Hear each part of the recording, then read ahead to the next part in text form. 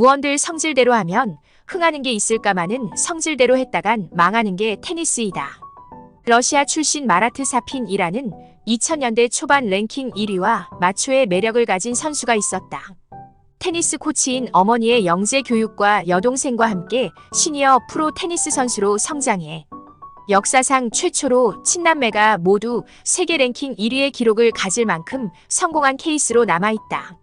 사피는 2000년 US 오픈 남자 단식 결승전에서 우승 후보인 당시 테니스 황제 피트 샘프라스를 상대로 3대0의 완승을 거두고 우승하면서 20대 초반의 라이벌 중에 가장 먼저 첫 번째 그랜드 슬램 대회 남자 단식 우승을 달성하였고 각종 대회에서 좋은 성적을 내며 2000년 11월에 세계 랭킹 1위까지 올라갔다.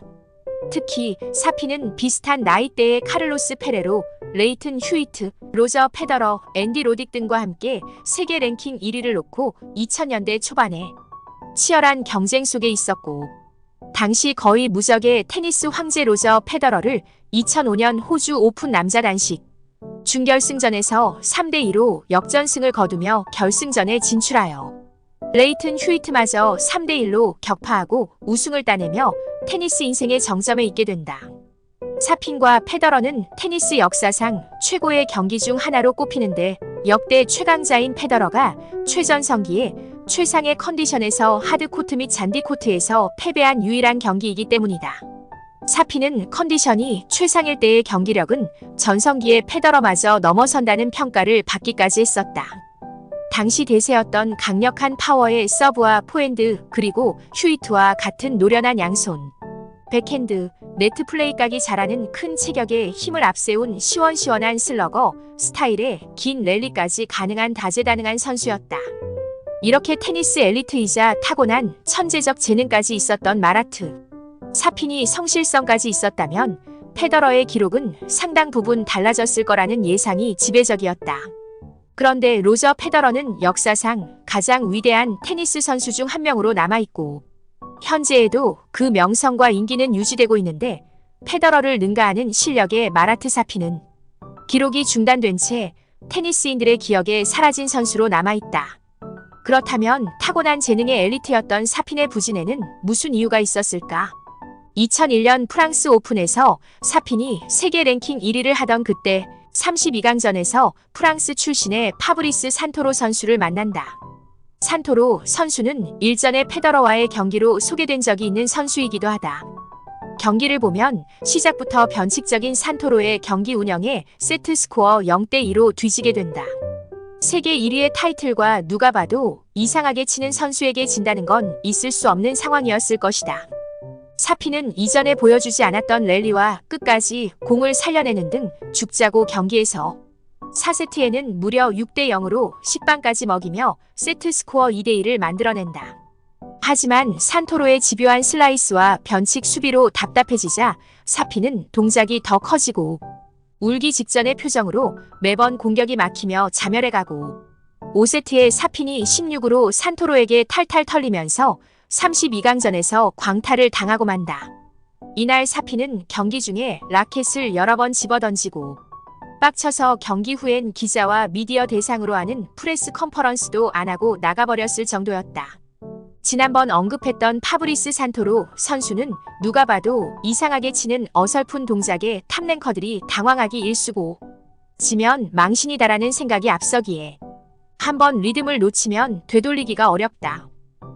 변칙에 능한 선수에게 일격을 당한 순 있다. 페더러도 한번 경기에서 변칙 테니스에 일격을 당했었다. 하지만 그 이후 3번의 경기가 더 있었지만 상대가 되지 않을 정도로 페더러가 여유있게 완승을 한다.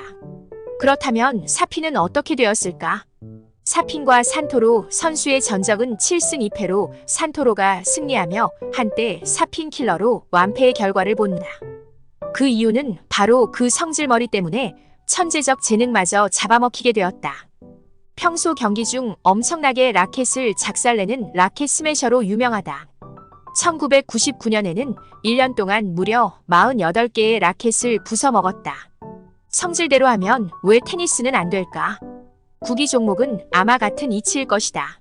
움직이는 공을 시각과 청각 등 모든 감각을 동원하고 신체적 모든 힘까지 동원해 집중을 해야 하는 운동이다. 몸의 균형도 무너지게 되고 공을 끝까지 보는 작은 여유마저 없어지고 어깨와 팔에 힘이 들어가 그동안 잘 치던 샷마저 잘못되기 일쑤다. 성질을 내기 시작하면 머슬 메모리의 작동이 미미해지거나 중단된다고 한다. 수십 년 동안 무한 반복의 고통 속에서 만들어 놓은 머슬 메모리가 중단된 채 자신만의 리듬마저 잃어버리는 미련한 행동이 된다. 사실 프로 선수가 한 경기에 임할 때 몸 컨디션이 100%일 가능성은 30%도 안 된다고 한다.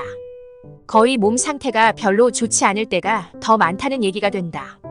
이걸 어떻게 극복하고 상대 선수에게 감추며 경기를 하느냐에 달린 것이다. 거기에 성질까지 내며 경기를 한다는 건 게임에 이길 확률을 현저히 낮추는 미련한 행동이 되는 것이다. 우리도 성질대로 테니스를 한다면 어떻게 될까? 사실 성질이 날 상황은 무척 많다. 파트너의 잦은 실수, 그날의 기분 상태, 상대 동호인의 비매너, 엇갈리는 라인콜, 너무 더운 날씨 등이 있을 수 있다. 특히 누가 봐도 이상하게 치는 상대 동호인에게 지고 있을 때 쉽게 흥분하고 성질을 내며 자멸할 수 있다. 아마 누구나 성질대로 공을 쳤다가 진 경험이 많이 있을 것이다. 라파엘 나달의 코치이며 삼촌인 토니 나달은 라켓을 부시는 행위가 있다면 더 이상 코치를 하지 않을 것이라는 특별한 당부를 했다고 한다. 테니스 선수의 필수 장비인 라켓을 소중히 여기라는 것에 모든 의미가 함축되어 있다고 본다. 단 한 번도 라켓 스매싱이 없는 나달은 최근 은퇴에 관한 언급 중에 좋은 사람으로 기억되기 바란다라는 표현을 보면 나달의 인성을 엿볼 수 있을 것 같다. 로저 페더러 역시 데뷔 초반에 마초맨에 가까웠다. 수차례 라켓을 부시기도 했다. 하지만 어머니의 강력한 정신적 교육으로 변화된 이후 경기에서 성질대로 게임을 하는 모습은 보기 어려웠고 매너 좋은 선수로 남아있다. 우린 성질대로 하지 않으려면 어떤 방법이 있을까? 일전에 심리적으로 지는 게임을 해라라는 관련 영상이 있었다. 심리적 지는 게임을 하면 대부분 게임 중에 일어나는 성질머리를 조절할 수 있다. 의도적으로 자신의 실수에 아주 크게 미안합니다 라고 언급하고 파트너의 실수에 집중하지 않는 게 좋다. 평소 같은 동호회에 있다면 그날의 컨디션을 체크해 미리 심리적 지는 게임을 생각하는 것이 좋다. 자신보다 구력이 많거나 예쁜 폼의 동호인이라면 나보다 우위에 있다고 단정 짓고 겸손한 마음을 먹는 게 좋다. 사실 테니스 코트에서 겸손한 동호인은 드물다. 모두가 한가닥 한다고 생각한다. 구력이 오래되었거나 포핸드, 서브, 발리든 뭐 하나 잘하는 우위에 있다고 생각한다. 사실 테니스는 개인 운동에 가깝지만 복식 위주의 게임을 하는 우리 동호인들은 이상하리만큼 겸손하기가 어려워한다. 게임에 지면 파트너 잘 모시라고 생각한다. 하여튼 이런 생각이 앞서 있는 동호인들이 많기 때문에 쉽게 성질나는 상황이 발생할 수 있는 여지는 많다. 자, 지금부터 우린 심리적 지는 게임을 하는 습관을 가지도록 하자. NTRP는 단지 참작 사항일 뿐 파트너나 상대 동호인들에게 한 수 배운다는 자세로 임해보자. 어차피 테니스는 상대가 있어야 하는 운동이기에 존중하는 자세가 필요하다. 오늘도 공감의 구독이라는 서브 날려주시고요. 디그앤디그.